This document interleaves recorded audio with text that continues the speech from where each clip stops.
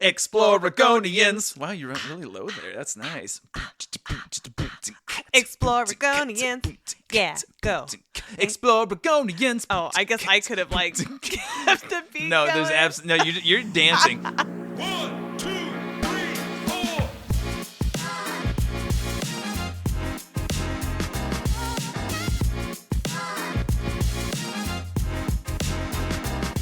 Hey, everybody. Oh my gosh! It is the first official episode where we are going abroad. We made it. So where did we go? Belgium. Wow, that was the most Belgian thing I've ever heard. Okay. Was that the national anthem? Yeah. Yeah. Yeah, it's short and sweet, to the point. I was so surprised at how little Belgium was and how dense it was, because Belgium, the country, is this little bitty thing northeast of France, and it is, I think, like 12 or 13% the size of Oregon. And if Oregon was a country on its own, it would be the 77th largest country on Earth. The population of Belgium is like 11.5 million, whereas Oregon is like barely 4. Right. Well, I see that it's also the size of Maryland. Which I have no reference for Maryland, but you have been to Maryland. Yeah, but I mean, not all of Maryland, so I don't know that I have the reference. Yeah, the East Coast doesn't make any sense to me. All the Western states are gigantic, and all the Eastern states are like, well, the river ran through here, so... Well, let's see, we gotta go. I know.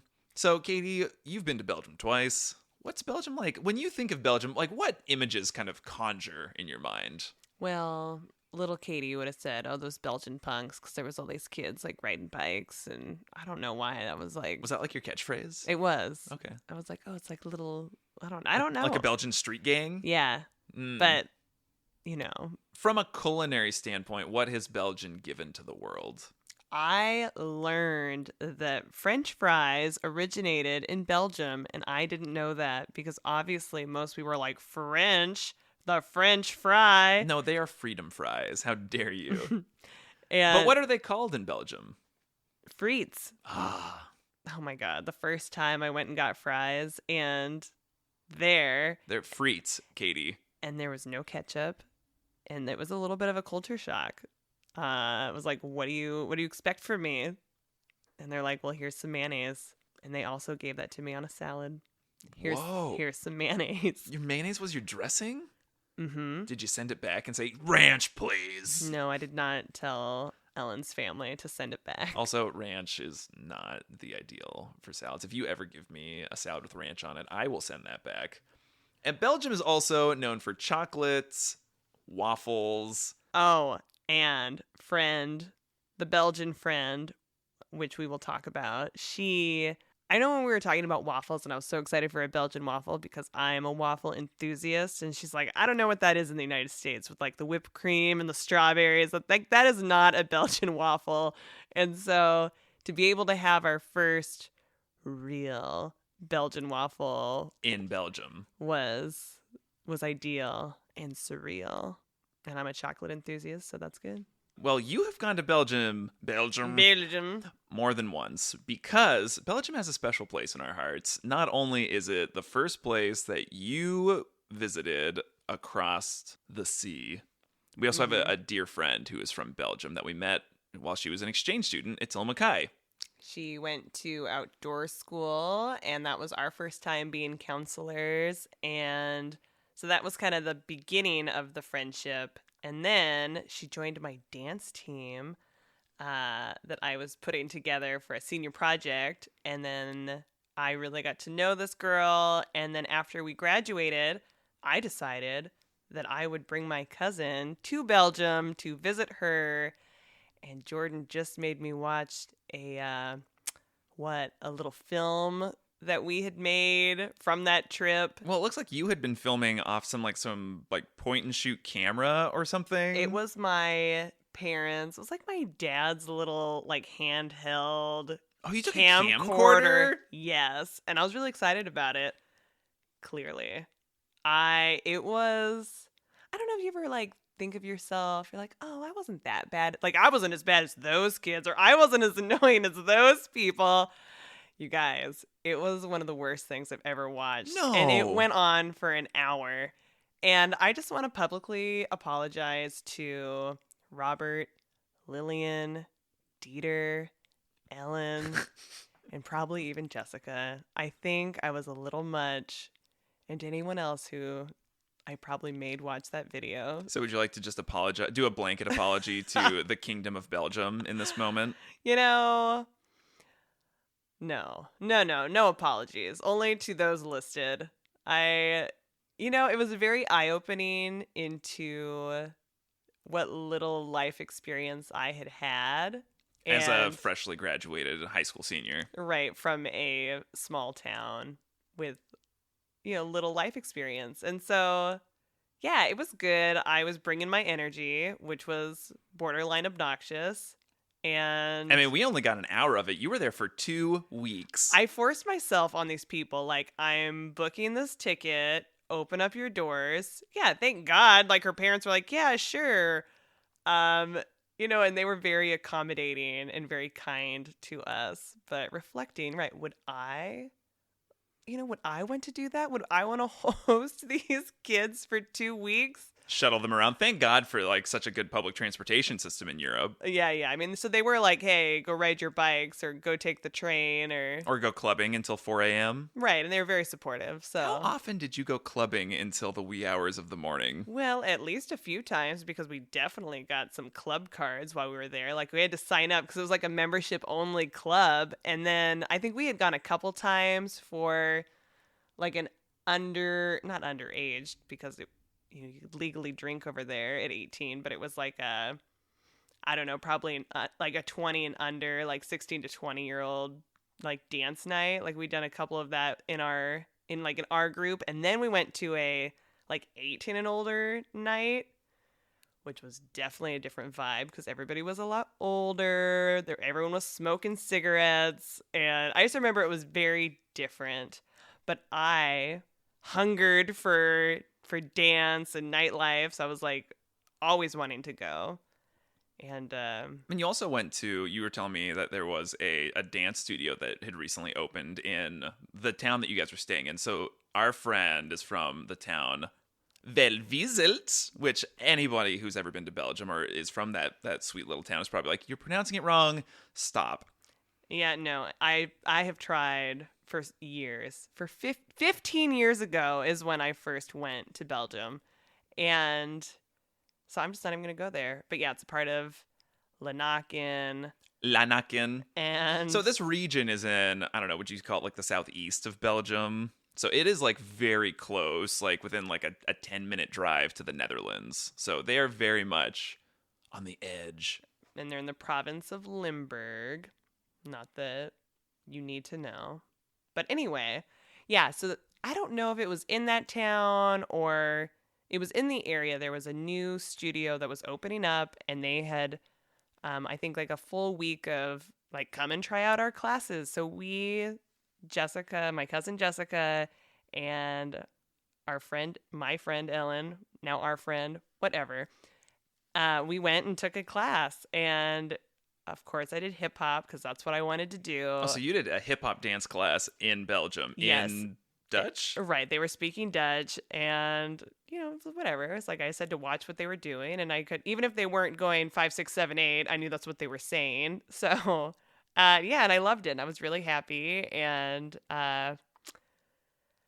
it was a good trip. It was very eye-opening. I mean, when we were watching this really bad, poor-made film, I was just like, oh my God, this is amazing. That's amazing. Okay, and reflecting, I'm like, okay, that probably wasn't really amazing. I mean, because watching the video, like you guys went to a bunch of very like kind of Americanized places. Like you went to like a shopping mall. Clearly, in the video, like you got some like Converse, like Chuck Taylors or something. There was like a Nike store. And I think it was like, to me, they were things that I was comfortable with, but they were slightly different. They were, more European. And so it was same, but different. And yeah, early on, I think I felt out of place, which is why I apparently bought a bunch of shoes A and fur jacket. right, and I think to kind of step up my little like podunk look.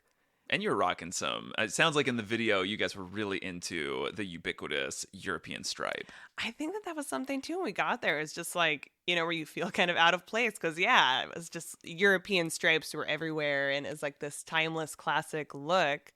And yeah, I wanted to be a part of that. But I'm looking, it's like I got this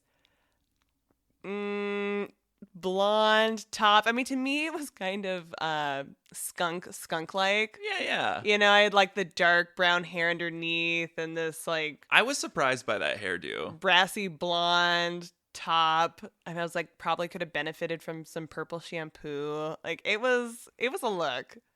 But, it was me in that moment. I had just broken up with a high school boyfriend that I dated almost the entirety of high school, and It wasn't me. it was not Jordan. And yeah, I felt motivated to get out of here and do something different. And then my mom was like, okay, but I accidentally booked this ticket so your cousin could go with you and probably babysit. I don't know. But this cousin's also kind of like your best friend growing up was like kind of a sister. Right. And at that point, my cousin had been to Spain, and I think she had been to Scotland before. So she had had some travel experiences of her own. And versus me, right? I hadn't been abroad in that way. And So how did that make you feel, like being around like Ellen who had traveled, Jessica who had traveled? I think probably inferior a little bit. Like I think I did feel like I wasn't at their level. And which is maybe why I was so obnoxious. Oh my gosh. Okay. But with that, I think I think that they were supportive, and I do feel like they accepted me for who I am, who I was, and that we were able to have a good time. But I do remember this feeling of like when my mom booked that ticket and saying that she was going to go. It was like kind of happy but kind of not, because I so much just wanted to like be on my own and be free and just like make my own decisions. But I mean, reflecting, I was so glad that Jessica was there, and like that really one helped support me, and probably gave me this like security blanket to be who I am. And I know Jordan was like also surprised by my voice, because I feel like I was kind of like this, but I was like really like hyper and like It was a lower timbre. You're really hyper, but also there was just like that innocence in your voice. Like you just sounded very young, and in my mind, because I knew you when you were that age, and I just remember you being like, so mature, so confident, and like to hear you now, like I love how your voice is, and it was just like, oh, this is like child on this video. But like Jessica and Ellen, I didn't think sounded that much different, but you. Right. No, I agree. Like they sound almost exactly the same. And and then I'm throwing out all these like special words that are very dated. And offensive and dated. Yeah, and I was like, oh, there I am. It was the R word. You weren't throwing out like the N word or anything. Right. But I was like, man, the R word was like a big part of some of family members that I grew up around, and like that was just maybe you don't know enough words, so we're just throwing that one around, and of course it was like like loser, or like these things that were just so were a part of not my identity, but just how I interacted with people. But it was all in good fun, and I always feel like I went out of my way to make sure that people knew that I was always joking, and that but yeah, it was a lot. It was a lot of video. So for you, reflecting on that time, like you being in a truly foreign country for the first time, no offense, Canada, but to be out there, to be really surrounded by people who English was not their first language for the most part. It was going to be Dutch, French. I mean, what was that like for you? I mean, it was definitely surreal, and yeah, clearly, like, there's a part in the video where I keep turning on the camera, and like I'm wanting them to say to your friend's parents, to my friend's parents, who do not speak English very well, and my friend's brother, who does speak English, but he is more introverted, and or what do I want them to say? Like peace, man. And oh my God. And like things like that, which I was interested in, which I'm probably just interested in language, but I just got a kick out of it, right? Like and finding other ways how to communicate. And it was my first time being in that situation, minus interacting with some people that didn't speak English that came from Mexico. I'm trying to think if that was really, really the first time.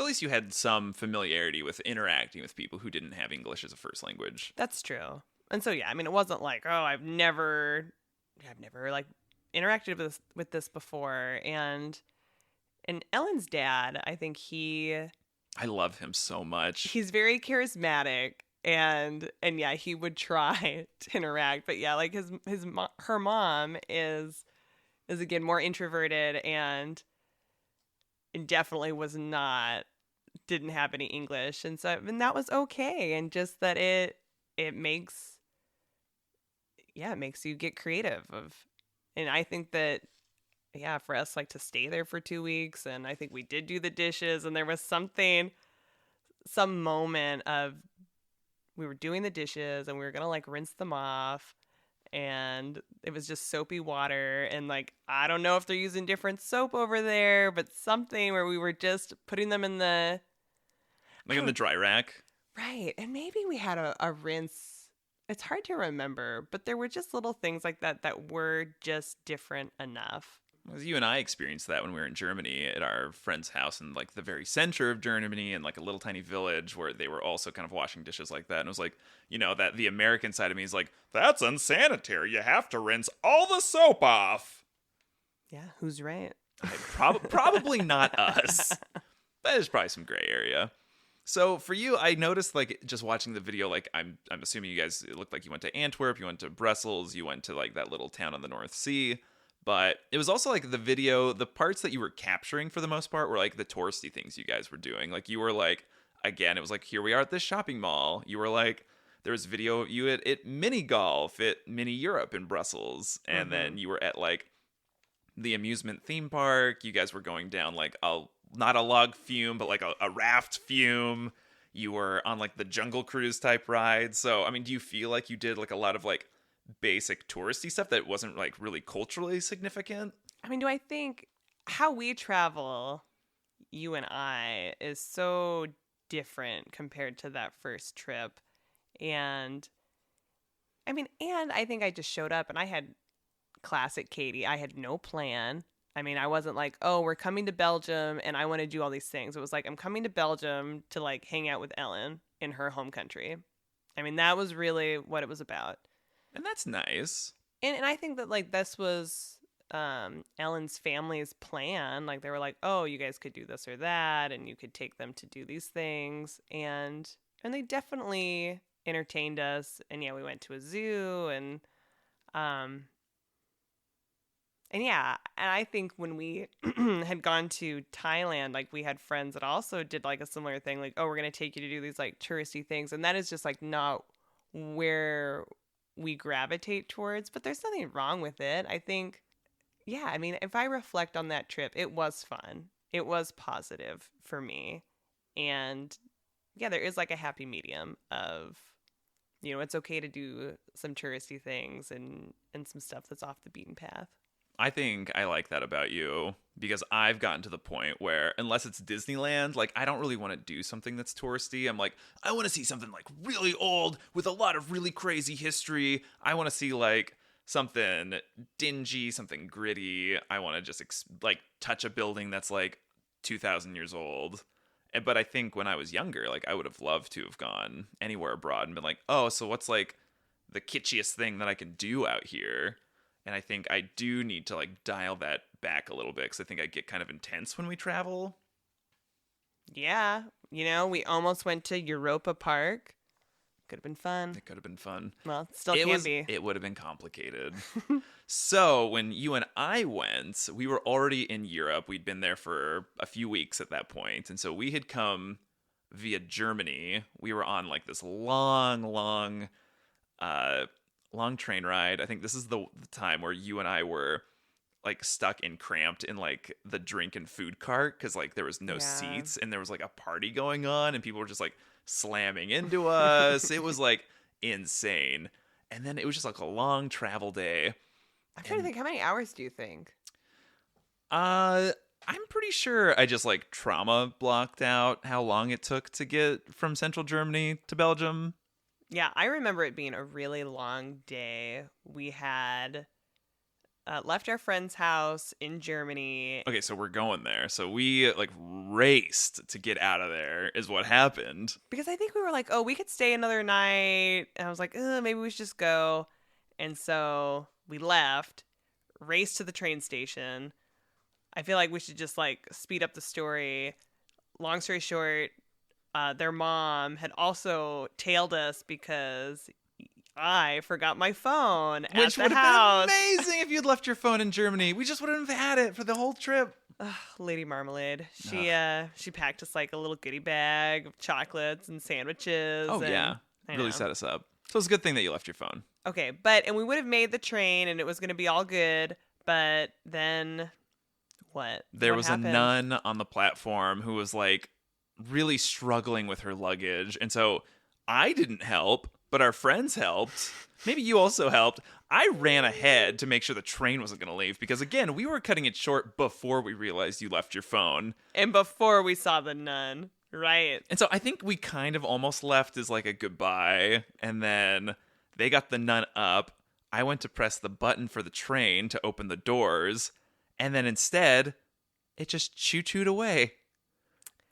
And that was the beginning of our day that was already going to be long, but became much longer. Because And that day was going to be, I think, only like maybe one changeover in like Frankfurt. And it was just going to be that to Maastricht outside the Netherlands. And then instead, I think we ended up having to like switch from train to train to train several times. And then there was this one, again, Rick Steves. He had a warning in one of his books about how you need to be careful on some of the Deutsche Bahn trains because sometimes you'll stop in a city and only part of the train will continue along and like the back half will just stay at the destination. And so at one point I was like realized that maybe at the next stop our train wasn't going to keep going.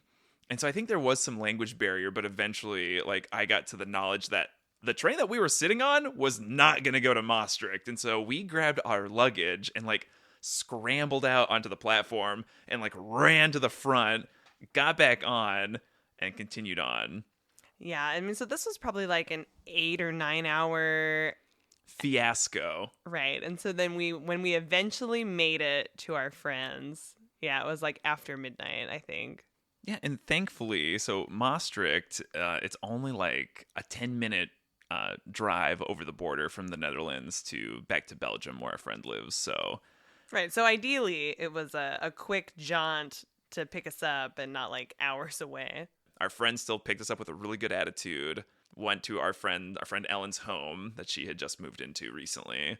And lo and behold, she was like, oh, also, you get my bedroom. So she had this like giant, beautiful bed, a really beautiful house. And then we didn't find this out until like toward the end of the trip, but she was basically sleeping on like a 2-inch foam mat in like her spare bedroom. Like, right, that had all her clothes. It was like her closet area. It was like, what is happening? It was very Cinderella, which implies that you and I are the wicked stepsisters in this situation.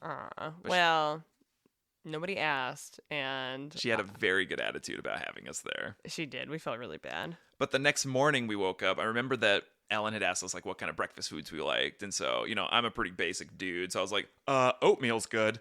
But she had like set out this spread for us on the table. I mean, a spread. I mean, It a took up- massive spread. Like, it was majority of the table.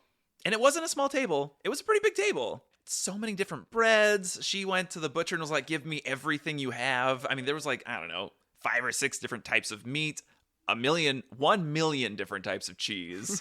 And then, of course, being Belgium, there was 2 different types of chocolate sprinkles, some Nutella, and gosh, what else was there? I mean, there was just... I mean, I think that there was yogurt. Maybe she got some granola. Like, she just had a lot of things. And that was like a pretty traditional, like Belgian style, like Flemish breakfast. Well, to our knowledge, unless Ellen's just kind of... Loves a cold cut. But I also remember that morning, like we heard something from outside, and I looked down from her balcony, and there was a freaking funeral procession going by, and there was like the hearse turned down her like street, like cobblestone street, followed by like a bunch of people walking 2 by 2, wearing all black, and so that was our welcome to Lanaken. Mm-hmm.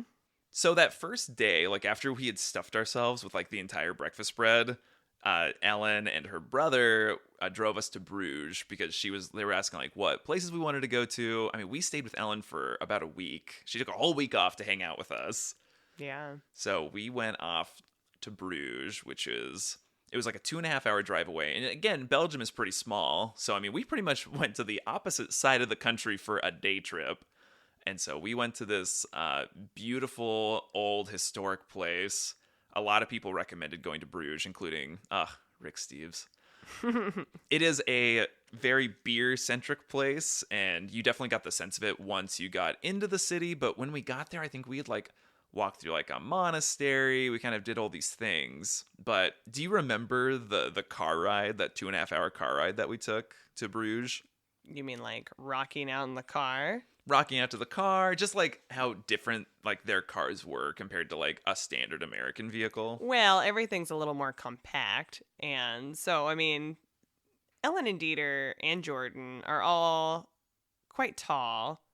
I mean, I feel like I'm a good size. A good I'm size. a good size. But I mean, right, you guys are all taller than me. Yeah, we're pretty big. And yeah, so it's like, 4 large people in a little car. But It was nice. We're hanging out in the back. I remember there was like just a lot of like really nice fall foliage. I mean, yeah, it was just a nice, enjoyable drive is what I remember. And I don't remember who brought it up, because we were there in October, and I think Ellen and Dieter, and I just think the country was getting ready to celebrate St. Nicholas. Oh, gosh. And we were like, what? And maybe Ellen had given us some like She gave some chocolates. Yes. And we were like, what is happening? We're like, is this Santa Claus? Well, because you hear St. Nicholas over here, and you're like, jolly old St. Nicholas. And they're the same person. Santa Claus. Papa Noel. Mm-hmm. Wow. Right. And then Ellen's like, oh, St. Nick or St. Nicholas. And he like something about the oranges. And we're like, what are you talking about? And so I guess you looked it up, or Yes. maybe she was just telling us. So, first of all, St. Nicholas, in this setting, he shows up on December 6th to fill your shoes with oranges because he lives in Spain, of course. And Santa, to these St. Nicholas defectors, Santa does not live in the North Pole. Santa lives in Lapland, which encompasses North Scandinavia. St. Nicholas also has a horse named Mold. I mean, we should all have a horse named Mold. And I'm assuming he rides it on top of the houses. But Mold does not and cannot fly, to our knowledge. Mold just prances or, gets into shenanigans and eats your bread and lemons. But then I think Not oranges? No, definitely not. Mold exclusively Oh. eats lemons. Oh, because And they're gets- giving the oranges. So I guess Yeah. Mold can't eat those. But the big problem is like St. Nicholas has these like little non-elf friends, and Ellen was Oh, trying God. to describe what this was, but it's become a big controversy now. Mhm. It's like there were these like little buddies, but they all were just very clearly in blackface. Yeah. Did they call them Black Buddies? They might have been. I don't remember. Yeah, it was definitely kind of surreal. We were like, what is happening? And so, I mean, I'm happy that they are trying to talk about it and maybe course correct. But I mean, obviously we know it's like people are very attached to traditions and like, oh, it's okay, it's not that bad and blah, blah, blah. And it's like, well, culturally significant. yeah. Sure.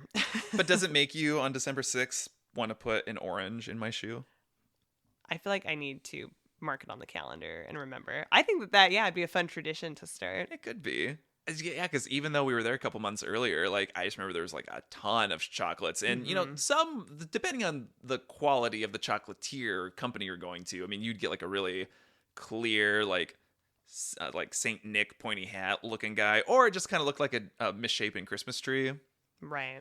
Well, and I think, too, in Europe, it seemed like Christmas stuff was starting so early, but I guess obviously when you're not celebrating Thanksgiving, it's like, do you remember this? That it just was like starting. Well, and Bruges had it too, but we also went to like kind of a Christmas shop. Right, that's true. But also, I mean, you and I were just in Costco the other day, and they had their Christmas stuff up, and it's July. Well, yeah, but it's Christmas in July, so. Oh, oof. Touche. I mean, or just Christmas year round. See, I think that definitely took up a significant amount of the chat that we were having in the car to Bruges, and just being so disturbed about St. Nicholas and confused. I just think, yeah, we were just so surprised, like we had no idea, because an idea. Well, and right, because it's different. Like it wasn't like they just believed St. Nicholas, right? They also believed in Santa Claus, right? Or no? I don't know. I'm not Belgian. Well, that's true. All right. Who brings the presents on Christmas? Yeah. See, maybe Mold. Mold the horse. I love it. Anyway, so yeah, we get to Bruges, and it's it's a gorgeous city. I mean, there's like a little river that goes through it. So there's a lot of history there. Like I said, we went through like this monastery type area to get to the big part of the city. And you can't go to Bruges without noticing like the icon, and that's the Belfry of Bruges. What do you remember about the Belfry? Well, I remember we went up there, and I was trying to remember because I feel like we listened to it. Like it was. Well, we definitely had to pay an entrance fee, so we couldn't just like walk up. And I think me being frugal as hell, I was like, I don't know if I want to pay that many euros. Yeah, but this is it, you guys. It's like sometimes you just got to go for it. It's like, what does your heart want to do? Like if you want to see it. It's okay to shell out money to support something. I mean, and it was so worth the money. Pop quiz though. Do you remember how many steps are in the Belfry of Bruges? 700. Now I'm not going to be as impressive. There was only 366 up to the tower.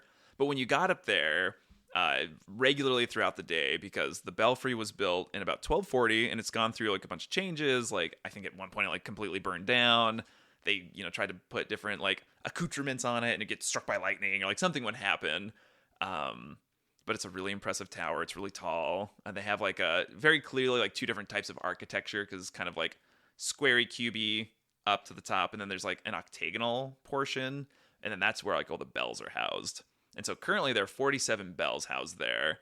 Allegedly, those 47 bells range anywhere between 2 pounds and 11,000 pounds. Right, like this is like in the center center squares? Yeah, sure. Sure. And I mean, I just remember all the buildings were really pretty. And it's just a nice vibe. And then we went to that, well, I don't know if it was a brewery. It was just the Bruges Zot.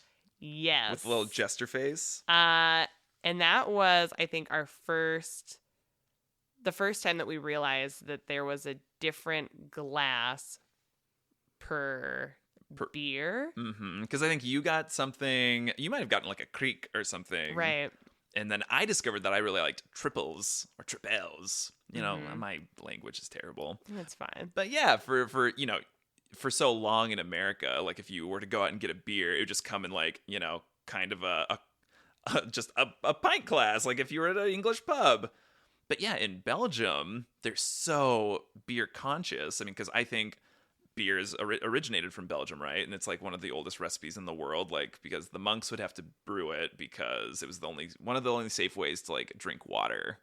Right. And so they would like, oh, we made you something, and it's like, fortified, so you can.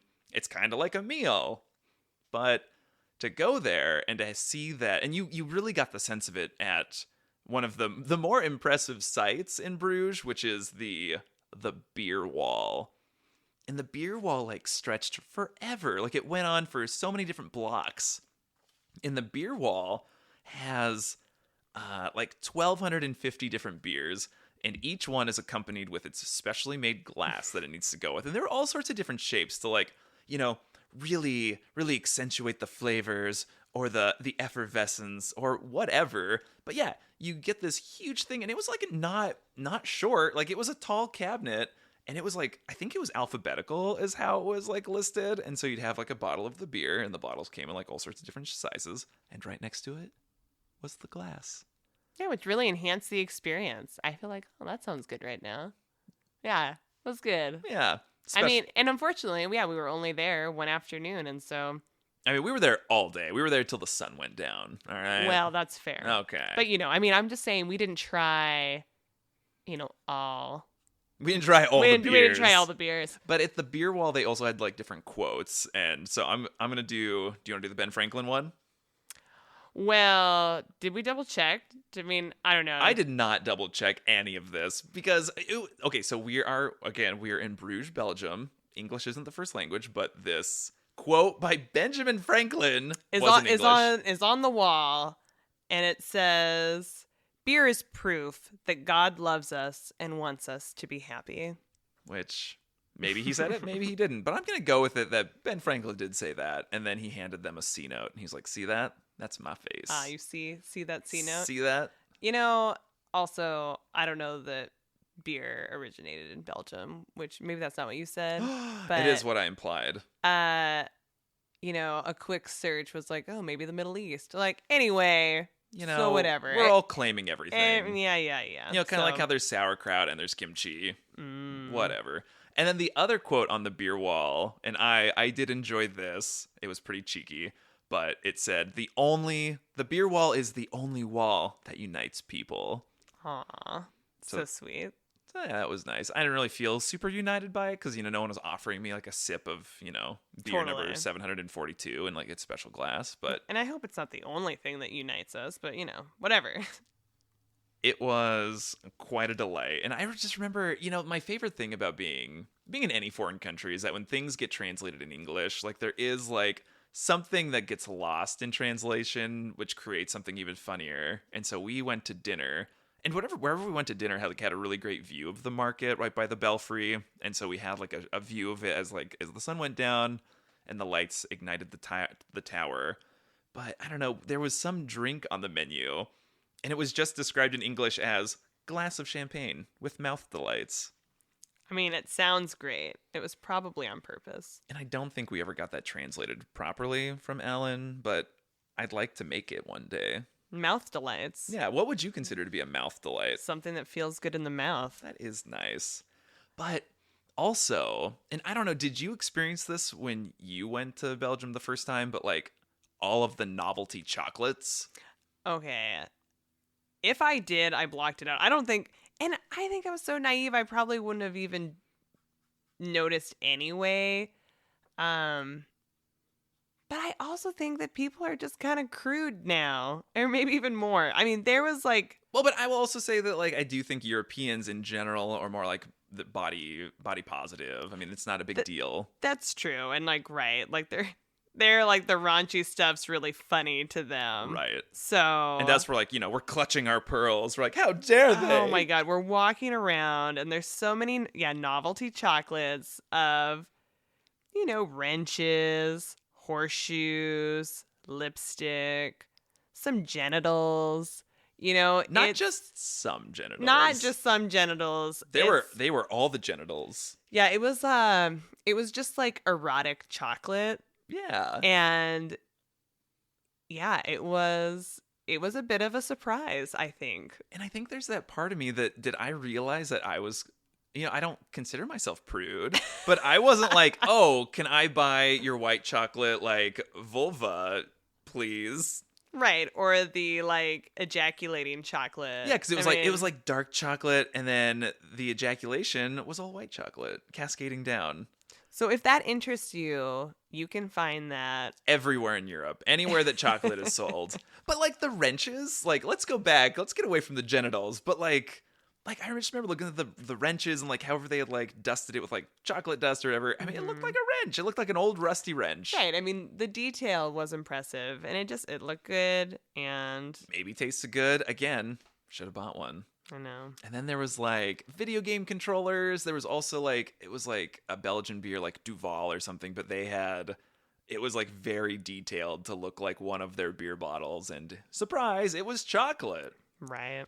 But I guess like everywhere, I think in Belgium, I did notice kind of like a really wide breadth of quality of chocolate. Like there was just chocolate everywhere. Mm-hmm. But yeah, we had gone to, and this will be in another episode, but in Antwerp and even Brussels, we got some like super good chocolate, like chocolate that I feel like sustained us for the rest of our trip.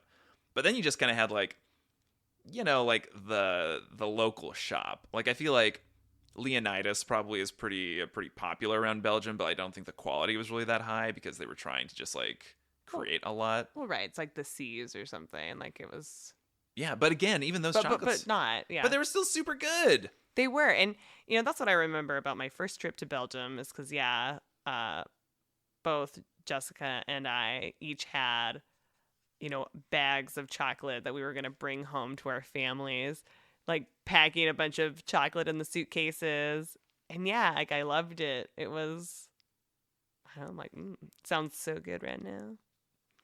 But then I will say that our friend Ellen, if we're going to talk about chocolate, for our wedding, she wasn't able to make it, but she had sent this thing and we didn't receive it until we got home from our 3-month honeymoon backpacking in Asia. But when we got home, we'd opened it and it was a giant chocolate heart with a screen printed photo that we had done for like our wedding announcement. So it was like you and I think for months, like we ate off of that and it was divine. It was very sweet. It was huge. It was like larger than a dinner plate. It was, and what was it broken when we got it? I think like a little piece, but yeah, I mean it was still super nice. From going, a third away across the world. I mean, that's pretty good. Yeah. Oh, and was it Ellen who was like, "Oh, you got to try the nose gummy candy"? They were so funky. I mean, and I don't know if it translated properly, if that's really what it was, but yeah, it was like this cone, like a purple cone gummy thing. But I also feel like we're not super gummy people. No. So, I mean, if gummies are your thing, look for the nose gummy candy. Well, also our German friends, like, they were like, oh, the best thing is to get, like, Haribo, and then you leave it out overnight, and then it gets kind of hard. And so it's no longer, like, super gummy. It's, like, chewy gummy. Yeah. I don't know. These are the tips, you guys. The Europeans. Again, this is just part 1 of our Belgium trip. And part 2, which we'll do in the coming weeks, we'll cover Antwerp and Brussels and everything else that we think about Belgium. But for you, reflecting on both the trip that you and I took and your first trip, I mean, you've kind of mentioned it, but what do you think that is some of the things that you like learned about yourself? What did I learn about myself on all my Belgian trips? Yeah, all of your Belgian trips. Not a damn thing. Zero things. Can't put me on the spot like this. Well, it was really interesting for you to maybe even like reflect watching that video where you guys were in mini Europe where they had 1/25th scale replicas, models of different iconic architecture around Europe. And for you to kind of like, it sounded like both you and Jessica like had a pamphlet kind of describing what things were. But I mean, you mentioned after we watched the video, like, you're like, I don't really have a concept of what the European Union was, or... Right. I mean, I had no idea. And, my cousin went to a private school. She definitely had a superior education. And to me, it was so obvious, like, watching that video. And, I got spirit and I got heart, and she had brains type deal. So you're a great pair. And yeah. And so it was good to see it, and like now I'm like, oh yeah, we've been there, or I know what that is. And in that moment, I'm sure I didn't know most of that, or even like my like squishy brain probably wasn't able to fully comprehend what I was even looking at. And so I would like to believe that I have grown and am able to appreciate and absorb information differently. And, we're all just like keep learning and growing. And, every trip to Belgium is good. I'm excited for the next one. So many fries. I imagine the next time we go to Belgium, I am not going to leave Bruges because I loved it. I think everyone should stay there. Can't tell you where to stay, but you should find some place to stay, preferably like kind of in the city center area. And there was like that river that kind of went through the town, and we talked about taking like a little tour boat. We ended up not doing it in favor of like doing some other things, but yeah, it was just like it was a really beautiful city. I know there's like some carriage rides going on. When we were at the top of the Belfry, like listening to the bells going off, like it was just so beautiful and serene. Obviously, it's a different country, but it just reminded me of Hunchback of Notre Dame, and it made me want to sing that song. I feel like there was kind of like just like magic in the air. We just felt like we stayed there until it was dark. And I just think that we had a full day, and it just felt good. And I think, if we go back, and by when we go back, we will spend more time there. And I think that's what's good about traveling too. It doesn't have to be like a one and done. Like, this is my one and only chance to see this place. And it's just to get your feet wet and then be like, going back. So you're saying what you would do differently next time is to spend more time in Bruges? I think to spend more time in Bruges. That's what I'm saying. I think that's what I'm saying too. I mean, Bruges was very good. I mean, I don't remember ever feeling like really uncomfortable with like language barriers. It was just a really good vibe. Obviously, it is a more touristy area. You can say the same thing about New York. Exactly. That's why Cats and Phantom of the Opera ran so long. It's for no one local goes to see those shows. I think if we were to stay in Bruges again, you and I aren't necessarily like huge beer drinkers, but to sample more of like what that area has to offer, because it is such like a kind of a mecca for beer production. Right. I know that like the local special distillery or brewery in Tillamook de Garde, they do like a Belgian style, and they took their entire like production crew, I think everyone who worked there, to Belgium, probably to Bruges, I'm assuming. We could assume. Yeah. Yeah, and just like really enjoy, and I think that's like what's similar to Portland in that way. Like it's just kind of like some quality things. You can just kind of appreciate what they're doing. So I think that's definitely something we would want to do differently going to Bruges. Well, going anywhere and like appreciating the quality that people are doing and when they're passionate, right? And I think that was it. Like being in that place, seeing all the different glasses, and like you have people that are passionate and are like just kind of enthusiasts, and it feels good to be around like that type of energy. Going back to like what I feel like I learned with this Belgium trip, and it was just like I was so moved by Ellen's hospitality toward us, not only like giving us her bedroom for an entire week, but also the willingness to like take us around and give us like this huge like food, like breakfast spread. And it was just very thoughtful and very sweet. And you and I have received a lot of generosity and kindness from friends and strangers, but it was just always nice to kind of feel like we were being supported and taken care of by a friend. And I think we had kind of, the past several days before that time, I think we were kind of like running around, and it was nice to just kind of like relax in a way and like feel like we had like a home base in Belgium. And even like Ellen didn't even like kick us out. You know, we left voluntarily, and like I think you had woken up and weren't feeling well, and she, like I remember she was like, you don't have to leave, you can stay. Because she was going to work because her days off were up. Mm-hmm. But we wanted her to sleep in her bed. So we vacated and went to Amsterdam, which we'll get to Amsterdam in the coming weeks. But any final thoughts about Bruges / your initial trip to Belgium? Oh, we had was that your first Liege waffle was in Bruges? No, it was in New York. Oh. I know, because we had them at that Darn waffle it. cart. I'm so sorry.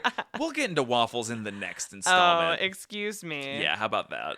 What about fries? Can we talk fries in this episode? Absolutely not. We're going to cover that Belgium too. Oh my gosh. Okay, I can't say anything. So everybody, thank you so much for listening. Again, if you've been to Belgium, if you are Belgian, if you are Ellen or her parents or Dieter, feel free to shoot us an email at exploragonianspodcast@gmail.com. Let us know about what your opinion of Bruges is, what we missed out on, what we should do next time, and maybe tell us about your favorite chocolate, what your ideal novelty chocolate shape is. Or maybe where to stay in Bruges. That would be nice. And next week, get ready, because we are going to break down our hometown, and then this will be kind of like our springboard for the next series of episodes that we do. But I think you still need to understand where it is that we come from. Snap. Well, until then, enjoy maybe molding your own genital chocolates between now and then. Wow. Is that what we're going to do? No. Okay. 3, 2, 1, yeah!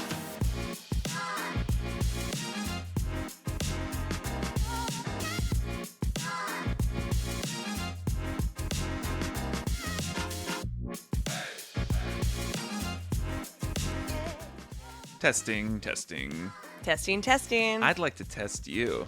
Test me. Okay. Test 1. What is the capital of Belgium? Bruges? Nope.